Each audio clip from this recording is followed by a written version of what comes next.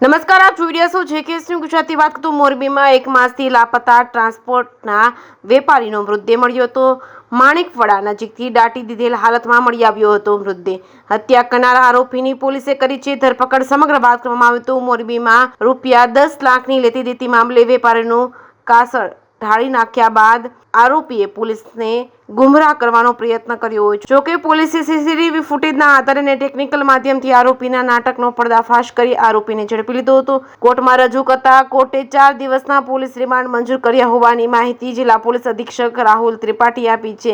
આ બાબતે વાત કરીએ તો મોરબીના હાઈવે ઉપર ટીમડી પાટિયા પાસે ટ્રાન્સપોર્ટ ઓફિસ ચલાવતા જીતેન્દ્રભાઈ કેલા નામના યુવાનની ગઈ તારીખ 20/6/2024 રોજ નાની વાવડી રોડ પર સંતનામ કોમ્પ્લેક્સમાં આવેલ જીતેન્દ્ર ગજિયાની ઓફિસે ₹10 લાખ લેવા ગયા હતા.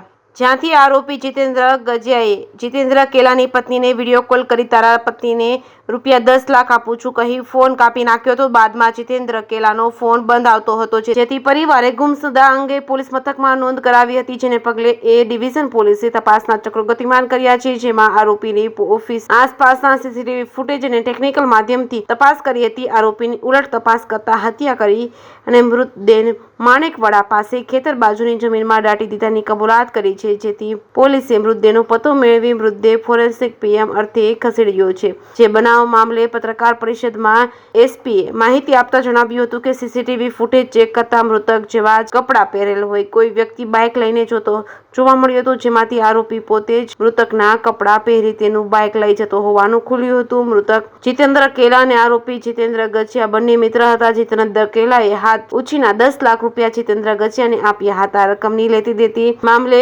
ઉધાર પરના આપવા પડે અને કોઈ બોલાચાલી થઈ હોય અને વેપારીની હત્યા કરી હોય તેવું હાલના તબક્કે જણાઈ રહ્યું છે. આરોપીએ ગળું દબાવી હત્યા કર્યાની કબૂલાત આપી છે. જોકે ફોરેન્સિક પીએમ રિપોર્ટ આવ્યા બાદ મૃત્યુનું સાચું કારણ કહી શકાય ત્યારે હત્યા કરી કે મૃતદેહ બોક્સમાં પેક કરી પોતાની કારમાં લઈ જઈને માણેકવાડા પાસેના ખેતર પાસેથી જગ્યામાં દાટી દીધો હતો.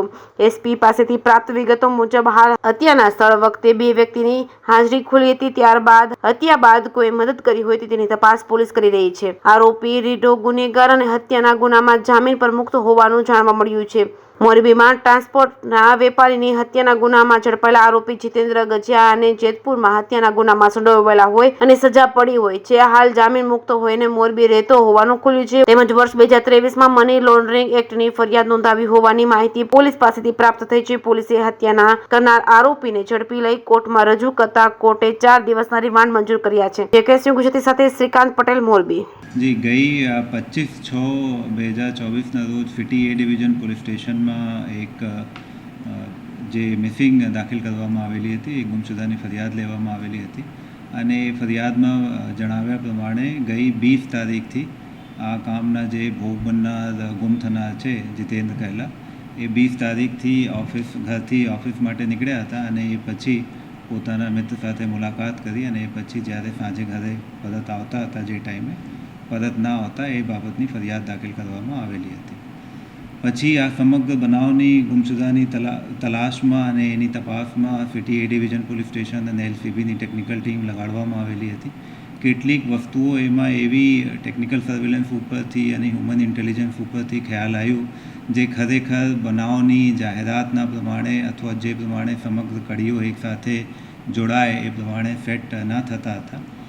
ફરીથી જે પરિવાર સાથે કોન્ટેક્ટ કરવામાં આવેલા તો એમાં જણાવ્યા મુજબ અને જે ગુમની જે તપાસ બાબતની એને જાણ કરવામાં આવી અને એ પછી ગુમ થનારના પરિવારના સભ્ય એના ભાઈએ જે છે એ એક ફરિયાદ દાખલ કરાઈ આરોપી આ કામના આરોપી છે જીતેન્દ્ર ગજિયા વિરુદ્ધમાં કે એના જે ભાઈ છે ભોગ બનનાર છે એને કોઈ અપહરણ કરી અને ગેરકાયદેસર રીતે ગોધી રાખ્યા હોય એવી હકીકત જણાવતા એ ફરિયાદ 25 તારીખે નોંધ કરવામાં આવી. પછી આ ફરિયાદના કામે આરોપીની અરેસ્ટ કરી અને એમાં પૂછપરછ દરમિયાન એવો ખુલાસો મળવામાં આવેલા કે એ જે આરોપી છે એ ગુમ થનાર જે તે વખતના જે ભોગ બનનાર છે એના જે તે જ દિવસે એટલે જે ગુમની તારીખ છે 20/6ના રોજ એ જ દિવસે એને એના ખૂન કરી નાખવામાં આવેલા હતા એવી એને કબૂલાત આપી અને એની જ નિશાનદેહી ઉપરથી જે એક લાશ છે એ લાશની પણ રિકવરી કરવામાં આવી અને હાલ એ લાશના પીએમ અને આગળની ફોરેન્સિક કાર્યવાહી ચાલુમાં છે. સાહેબ, આ આખી ઘટનાની અંદર પોલીસ અને પરિવારજનો જે છે ભોગ બનનારના એને ગુમરાહ કરવા માટે આરોપીએ શું આખો પ્લાન બનાવ્યો, કઈ રીતે કર્યું હતું? જી, કેસ બાબતની વાત કરીએ તો ખૂબ જ ટિપિકલ અને કોમ્પ્લેક્સ જેવા કેસ હતો.